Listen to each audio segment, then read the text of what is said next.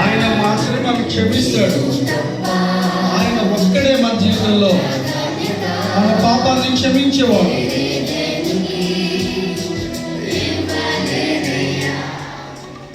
ఆ ప్రభుకి మన జీవితాన్ని సమర్పించుకుందాం.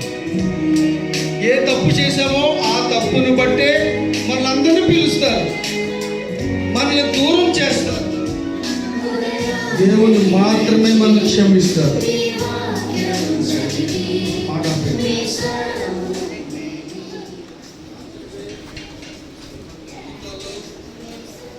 క్షమించడానికి ఇష్టపడేటప్పుడు మన పాపాన్ని ఒప్పుకుందాం.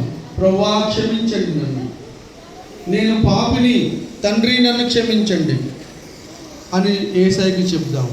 నాతో చెప్పండి, తండ్రి